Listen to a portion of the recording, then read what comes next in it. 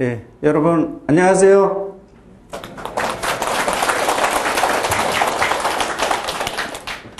추운 날씨에 오시느라고 수고 많으셨고요. 오늘 여러분들이 오신 것만큼 보답을 해드려야 될 텐데 과연 할 수 있을지 조금 부담도 됩니다. 그러나 제 나름대로 알고 있는 상식 여러분들과 같이 오늘 나눠보는 시간으로 갖도록 하겠습니다. 여기 있는 거 제가 맨날 좋아하는 거예요. 이 중에 여러분들이 맨날 들었으니까 다 그렇고, 실제 이제 가난한 사람은 하기 싫은 일을 꼭 해야 되고, 또 보통 사람은 하기 싫은 일은 하지 않고 살 수 있고, 부자인 사람은 자기가 하고 싶은 일은 다 하면서 살 수 있다. 그렇다면은 우리는 어떻게 살 것이냐. 최소한 내가 하기 싫은 일은 하지 않고 살 수 있을 정도는 돼야 되지 않겠는가. 오늘 오늘 뉴스에 보니까 슈퍼리치 10억 이상을 예치하고 금융기관에 예치한 사람이 13만 정도 된다 그랬죠. 예. 그런 정도 된다 그랬는데 거기까지는 못 가더라도 그 중간까지는 가야 되지 않겠는가. 그래서 그렇게 부자들이 있는가 하면 지금 우리가 보면은 아직도 모자르는 사람들이 많고, 내가 하층이라고 생각하는 사람이 며칠 전에 통계청에서 발표한 거예요. 45.3%고 중간층이라고 하는 게 52%고 결국은 보면은 1% 남짓만 부자라고 생각한다는 얘기죠. 그래서 이런 식으로 저걸 하기 위해서 우리는 지금 여기 온 자체가 조금 잘 살아보고자 해서 오지 않았는가 싶고, 지금 우리가 자꾸 선진국으로 가면서 가장 좋은 사회가 2대 8의 사회, 20대 80이라는 그런 사회가 괜찮은 사회인데, 중산층이 두터운 사회인데, 선진국으로 가면서 10대 90이라는 사회로 가고, 초양극화가 되면서는 1대 9대 90이라는 그런 사회로 가는 것은 누가 어떻게 해도 말릴 수가 없는 그런 상황이 되겠습니다. 그래서 적어도 90에 들어가더라도 90에서 앞대가리에는 들어가야 되지 않는가. 그래서 오늘 다 같이 이제 부동산 투자를 하고 부동산을 개업을 하시고 이렇게 해서 해갈 적에 조금 잘 사는, 성공할 수 있는 그런 부분들을 한번 찾아보도록 하겠습니다. 여기 길게 썼는데 다 관두시고, 오늘은 제가 얘기하는 것 중에서 한두 가지만 같이 공감하고 가신다고 생각을 해 주셨으면 합니다. 그래서 이거는 아까 했고, 우선 먼저 들어가기 전에 제가 이제 여기 중개업을 지금 처음 하시거나 또는 다른 창업을 하시는 분도 이거 마찬가지예요. 꼭 중개업이라는 그런 것에 국한하지 마시고 한번 들어주시길 바랍니다. 제가 아시겠지만은, 제가 공무원을 한 23년 동안 하다가, 98년도 IMF가 터질 적에 공무원을 그만두고 나왔어요. 원래 한 50살 되면 그만둔다 그랬는데, 그때 45살에 그만두고 나오면서, 실제 그만둘 때에는 뭐를 하려고 그랬냐면, 당시에 닭 한 마리에 닭에다가 구렁이 구데기를 먹여가지고 닭 한 마리를 100만 원씩에 파는 그런 기사가 났었습니다. 그리고 제가 공무원을 할 적에 관심 있게 봤던 것이 관광농업이었었어요. 그래서 그 관광농업을 고향에 가서 하려고 그만뒀는데, 제가 여러분들이 지금 물을 마시고 있는 우물 안에 살아요. 양평이라는데. 그러다 나니까 가서 정화조를 하는데 한 달 운영비가 300만 원씩 들어가요. 가축을 먹이려면. 그래서 사실 그때 내려가서 하려고 미리 약초를 한 2천여 평에다가 재배도 했었고, 또 논을 한 1000여 평을 저수지도 팠었고, 이렇게 하면서 준비를 하고 갔는데 가보니까는 거기가 안 되더라고요. 그래서 다시 그만두고 올라와가지고 포기를 하고 올라와서 여러분과 똑같이 공인중개사 시험 공부를 했어요. 공부를 하면서 해보니까, 그때는 이제 이미 사표는 던졌고, 그만둔 상태고 그러니까 절실한 마음으로 매달릴 수밖에 없었다. 그래서 그 절실한 마음에서 공부를 하다 나니까 한 3, 4개월 하고 나서 예비고사도 보고 모의고사라 그러죠. 모의고사 보고 뭐 하고 하니까 조금 자신감도 생기더라고요. 그래서 내가 이제 그럼 그만두고 이제 개업을 할 적에 내가 무엇을 할 수 있나 이런 생각을 해봤습니다. 그래 제가 조금 내성적이고 누구하고 이렇게 처음 사귀는 데에서 잘 하지를 못해요. 그래서 그거를 고객하고 하는 데서 극복을 하려면 뭘 어떻게 해야 되나 해가지고 시험 보기 한 2개월 전서부터 그때부터는 노량진으로 그때 학원을 다녔는데 전철에서 볼펜을 팔았어요. 볼펜을 파는데 3일 동안을 제가 갖고 나갔는데 갖고 왔다 갔다만 했지 팔지를 못했어요. 3일 동안은. 가서 앞에 딱 쓰는데 말이 안 나오고 앞이 깜깜해서 아무것도 안 보이는 거예요. 근데 3일째 되는 날인가 4일째 되는 날인가 딱 가서 이제 얘기를 하려고 탁 섰는데 바로 이렇게 앞에 저희 집사람 친구가 앉아 있는 거예요. 그래서 여기서 내가 이걸 극복 못하면 나는 아무것도 못하겠구나. 그래갖고 거기서 얘기를 하기 시작을 해서 그분이 아마 그때 제 기억으로 3개를 사주신 걸로 기억을 해요. 그래서 그거를 파는 걸 하면서부터 그 다음에 시험 볼 때까지 그 학원에 다니면서 한 3개월 동안 볼펜 팔아서 저한테 떨어지는 게 500원인데 그거 갖고 15만 원을 벌었어요. 15만 원을 벌어가지고 집사람 반지를 제가 합격하던 날, 합격 통지서 받던 날 종로 3가에 가서 반지를 사줬는데 지금까지도 집사람이 그걸 제일 좋은 반지라 그래요. 그래서 그 후에도 제가 이제 개업을 했어요. 개업을 하고도 버스를 타고 일주일에 한두 번은 버스를 타고 다니면서 기사분한테 얘기하고 명함을 돌리고 부동산에 대해서 뭔 소리인지 몰라요. 아무거나 떠들고 이렇게 하면서 한 2, 3년 이상을 계속해서 했습니다. 그래서 그러다 나니까 이제 고객하고 얘기하는 것도 되고 좀 뻔뻔해지기도 하고 또 어떤 면에서는 제 자신감도 생기고 이렇게 해서 할 수 있었다. 그 다음에 이제 처음에는 지금 거래가 잦은데 여기 부천에서는 지금 원정동, 고강동 쪽이 단위가 작으면서 거래가 굉장히 잦았던 지역이에요.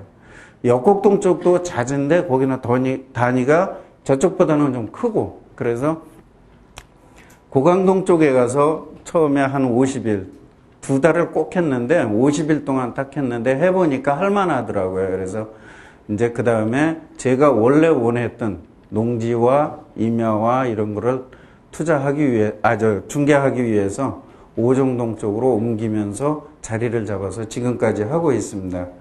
그래서 그때 당시에는 그 농지, 임야 이런 것을 전문적으로 하는 중개업소가 없었고 거의 그 시골에서는 이장이나 부이장이나 이런 분들이 대부분 했고 전문적으로 중개하는 데가 없었어요. 시골에 가면 그나마 조금씩 하는데 그것도 전문이라기보다 주택을 하면서 그냥 끼워서 물건 나오면 해주는 이런 정도로 했던 그런 저겁니다. 그래 여하튼 제가 이제 공무원을 하면서 농업 분야에 있었기 때문에 농지 분야만 한 20여 년을 다루다 나니까 그쪽에서 이론은 어느 정도 되는데 또 중개 기법은 좀 다르더라고요. 그래서 그런 것을 익히면서 그쪽으로 할 수 있었다. 그래서 중개업을 처음 하면서도 여러분들도 아마 이렇게 그러니까 제가 중개업이라고 그러는 것을 내가 다른 업종으로 창업을 하는 것도 같이 생각을 하세요. 그래서 저는 처음부터 하면서 쉴 때는 쉬고 일할 땐 일하자. 그래가지고 빨간 날은 무조건 노는 날. 당시에 제가 하던 그때 당시에 일요일 날 논다 그러는 것은 미친놈이라는 소리를 들을 정도로 또 저보고 일부에서는 지금도 공무원인 줄 아느냐 이렇게 얘기를 할 정도로 핀잔을 들어가면서 했어요. 근데 막상 빨간 날 논다 그래서 업무에 크게 지장 없습니다. 그래 이건 지금까지도 제가 하는 거고 근데 1년 내내 하시고 계신데 쉴 때 차라리 쉬면서 자기 충전을 하고 가족과도 지내고 이러는 시간을 가지시라. 그 다음에 신용밖에는 없더라. 가진 거는. 그래서 한 번 손님은 영원한 손님으로 믿자. 신뢰 믿음도 마찬가지고, 그 다음에 밑에서 좀 저는 다른 분하고 다르게 생각한 것이, 지금도 그렇고 처음에도 그렇고 마찬가지가, 내가 돈을 벌으려고 그러지 말고 나를 찾아오는 고객이 돈을 벌 수 있도록 해주자. 그래서 지금도 그렇습니다. 조금 문제가 생기면은 저한테 돈이 1원 한 장 안 떨어지더라도 그분한테 돈이 된다면 해결해주는 그런 것을 처음부터 하다 나니까 나중에 제가 했던 것 중에 하나는, 지금은 제 아들한테 남겨줬는데 그 SM5를 그냥 고객한테 선물로 받았어요. 그것도 어느 날 갑자기 고르기 전에 미리 한번 그 면허증을 보자 그러더라고요. 면허증을 보자 그러길래 보여줬더니 복사를 싹 해갖고 가더라고요. 그래서 그건 왜 복사를 했냐 그러니까 그냥 보려고 그래 그러더라고요. 그러더니 한 보름 있다가 삼성 매장에를 데리고 자기 차를 타고 가더니 골로 가더니만 차키를 주는 거예요. 그래서 그렇게 받은 적도 있는데, 고객이 돈 버는 것에 좀 저거를 하다 나면 결국은 내가 돈 버는 길이 되더라. 작은 것에 연연하지 말자는 게 같은 맥락입니다. 그 수수료나 아니면 그 어떤 그 돈을 생각하고 너무 매달려서 해다 나면은 결국 그 고객을 놓치고 신뢰도 놓치고 모든 걸 놓칠 수 있더라. 그 다음에 무슨 일을 하든지 간에 저는 신용과 그 다음에 죽지 아님 까무러치기라는 각오로다가 하지 않으면 할 수 없더라. 그러니까 내가 어떤 일을 할 때는 좀 죽지 아님 까무러치기다, 이것밖에 없다 하는 생각으로 하시고, 그 다음에 내가 이 분야에서는 최고가 되자. 그 다음에 어떠한 유혹에도 내 중심을 잃지 말고 하자. 그 다음에 오늘 여기 이렇게 오셨지만은 그 각종 모임에 좀 나가시면서 침묵을 사전에 항상 이 네트워크를 다져 놓으셔라. 이런 이야기를 하고 싶습니다. 그 얘기를 안 해고 갔네요. 그 중개업에 대한 것은 지금 이것을 그냥 풀어놓은 거고, 그 앞에 보시면은 성공하는 중개업 전략이라고 되어 있는데, 그것은 김영선 박사님이 옛날에 그 논문으로 발표하셨던 거고, 중간에 한번 보면 부동산 중개업의 성공 조건이라는 게 있어요. 유인물에서. 그거는 하우히오라는 님이 카페에다가 올린 글인데 여기저기 많이 돌아다니는 글이에요. 그 다음에 맨 뒤에 부동산 중개업소의 운영 및 절세 방법에 대해서 했는데, 아마 이것은 지금 여러분 여기 계신 데에서 다른데 어디 가서도 보시지 못했던 자료일 겁니다. 제가 운영을 하면서 간이 사업자와 일반 사업자로 해서 그 절세하고 나갈 수 있는 방법을 실제 제가 운영을 하면서 어떻게 하는 것이 좋은 건지에 대해서 설명을 해놓고, 어떤 것이 우리가 세금 혜택을 받을 수 있는지 없는지 그것을 항목별로다가 정리해 놓은 겁니다. 그러니까 그거는 집에 가서 한번 보시고, 오늘 그 강의하는 데에서는 그 책 내용을 여기서 뽑아서 하는 거니까 그거 안 보셔도 될 거예요. 그 다음에 어떠한 유혹에도 내 중심을 잃지 말자 한 거가, 조금 더 독하게 마음을 먹자. 그래가지고 제가 그 공무원을 하다가 사표를 낸다고 집어 던지고 이제 집에를 가니까 집에서는 난리가 났죠. 그때 IMF 때 또 가뜩이나 힘들어 죽겠을 때인데, 그래서 그날 저녁에 식구들하고 단판을 짓기를, 내가 당신들은 안 굶길 테니까 어떻게든 벌어먹일 테니까, 그러면 당신들이 나한테 원하는 게 뭐냐? 당신들이라니 좀 이상하네. 그랬더니만 우리 집사람하고 애들이, 제가 남매가 있는데 애들이 그때 대학교를 다니고 있었어요. 근데 대학교 다니던 애들 둘하고 우리 집사람하고 딱 한마디 하는 게, 술을 먹지 말아라. 그래서 좋다. 술은 그럼 오늘 이후로 내가 딱 4번만 먹겠다. 앞으로 그만둘 적에 회식이 있을 거고 뭐가 있을 거고 4번만 먹겠다. 4번만 먹고 지금까지 안 먹고 있습니다. 근데 술은 술은 참는 거래요. 끊는 게 아니고. 담배는 끊는 거랍니다. 그래서 여하튼 지금까지도 그래서 제가 제사를 지내도 음복주도 안 마셔요. 지금도요. 근데 그건 제가 약속이니까, 식구들과의 약속이니까.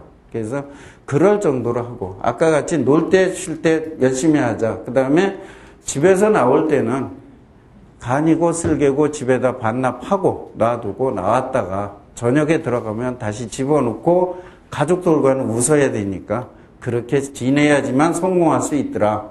그 다음에 전문 분야를 좀 특화해라. 그 다음에 모임에 적극적으로 나가셔라 하는 것이, 모임은 어떤 거가 됐든지 간에 좀 많이 다니시면서 익혀 놓으시는 것이 나중에 영업을 하는데 굉장히 좋은 도움이 될 겁니다. 그래.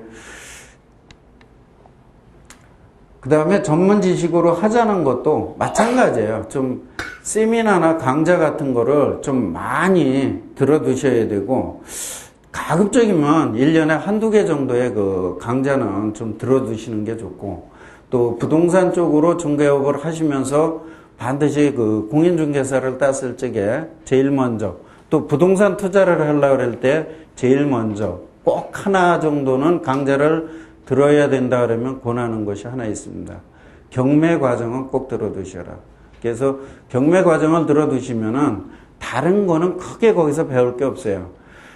경매 과정을 들으시면서 우리가 법에서 그냥 얘기하는 거가 아닌 실제 그 실무에서의 권리 분석 관계라든가 이런 것을 분석해낼 수 있는 능력이 생깁니다. 그 다음에 어떤 사람이 그 배당이라 이런 걸 볼 적에 그 권리 분석 자체에서 그런 것을 분석할 수 있는 능력이 있기 때문에 반드시 그건 보시고, 그 다음에 내가 상가를 한다든지 토지를 한다든지 하면은 자기 전문적으로 하는 그쪽에 전문 강좌는 꼭 들으셔라. 그러면서 거기서 이루어지는 전문가 그룹으로 이루어지는 모임에는 반드시 한두 개 정도를 참여를 하시는 것이 좋다. 그 다음에 그 정보나 지식을 우리가 여기서 어디서 언론에서 얻었다면은 현장을 꼭 한번 가보셔라. 그래서 제가 말하는 것 중에 하나가, 내가 집이 없는 사람이 우리 아파트 모델하우스를 한 번도 안 가봤다. 그분은 꿈이 잃어버린 사람입니다. 아파트 모델하우스 1년만 돌아다니다 나면 집을 꼭 가져야 되겠다는 생각이 나요. 내가 상가를 갖고 싶다. 상가 분양사무실 가서 몇 번만 돌아다니다 나면 상가를 갖게끔 되어 있습니다. 그래서 내가 전문 지식도 쌓이지만은 자기가 어떤 꿈을 키우고 실천하려고 하는 의지도 거기서 생기기 때문에 그것을 한번 해보시라는 거고, 나중에 나오겠지만은 언론이나 정부에서 정책이나 이런 거 발표할 때 반드시 현장을 좀 확인해 보셔라.